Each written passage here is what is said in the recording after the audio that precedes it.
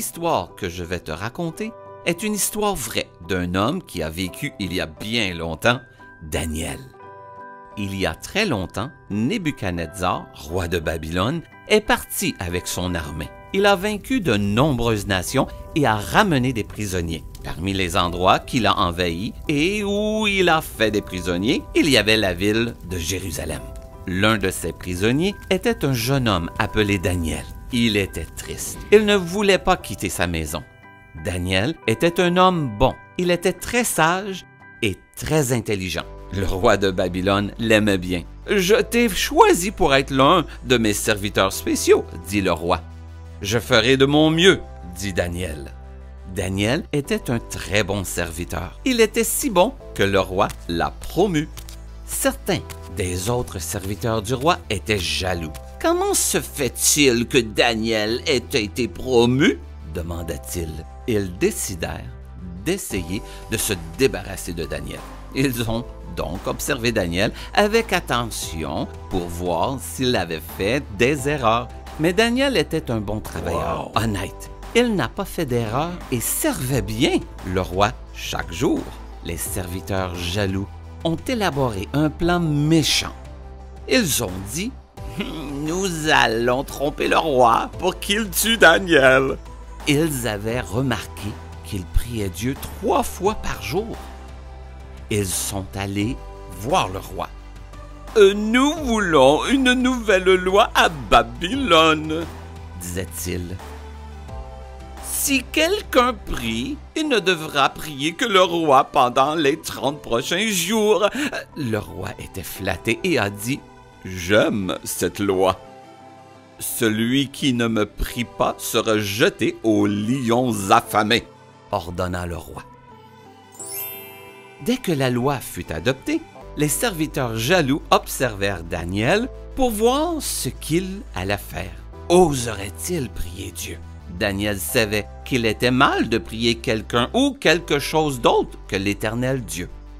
Daniel a donc continué à prier Dieu 3 fois par jour. Il a même ouvert ses fenêtres en grand. Donc, ce n'était un secret pour personne qu'il priait. « Nous l'avons piégé !» s'exclamaient les serviteurs jaloux. Ils allèrent directement voir le roi. « Daniel prie son Dieu et non le roi !» ont-ils rapporté. « Il enfreint votre nouvelle loi et vous devez le jeter au lion !» Le roi aimait bien Daniel et ne voulait pas qu'il meure. Le roi a dit « Vous m'avez piégé en me faisant faire une loi que je ne peux changer. » Il était très en colère contre les ennemis de Daniel. Mais la loi était faite et le roi devait la respecter. Il a ordonné que Daniel soit arrêté. Le roi dit à Daniel « Je suis désolé. Je ne veux pas que tu meures dans la fosse aux lions, mais je n'ai pas le choix. » « Ne vous inquiétez pas, dit Daniel. Mon Dieu est capable de me protéger même avec les lions affamés. » Les soldats lâchèrent Daniel par l'entrée de la fosse aux lions.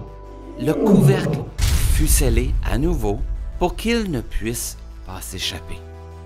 Le roi est rentré chez lui très triste. Cette nuit-là, le roi troublé ne pouvait pas dormir. Il se sentait très mal pour ce qu'il avait fait à son ami. Le lendemain matin, le roi courut à la fosse aux lions. Daniel était-il encore en vie? Les lions l'avaient sûrement mangé. Le couvercle fut levé et le roi appela « Daniel, ton Dieu t'a-t-il protégé? »« Oui, mon Dieu m'a protégé, » répondit Daniel. Il a envoyé un ange pour fermer la gueule des lions. « Faites sortir Daniel de la fosse immédiatement, » ordonna le roi. Daniel était très heureux d'être sorti de la fosse. Puis le roi a fait une nouvelle loi. Il ordonna « Désormais, tout le monde doit adorer le Dieu que Daniel adore. Le Dieu de Daniel est le seul vrai Dieu. Son royaume durera pour toujours. Tout le monde ne doit adorer que ce Dieu. » Daniel était heureux. Dieu avait répondu à sa prière. Même dans le pays de Babylone, il avait fait confiance au Seigneur et avait été protégé. Tu peux lire l'histoire vraie de Daniel dans la Bible, dans le livre de Daniel, chapitre 6. Bye bye!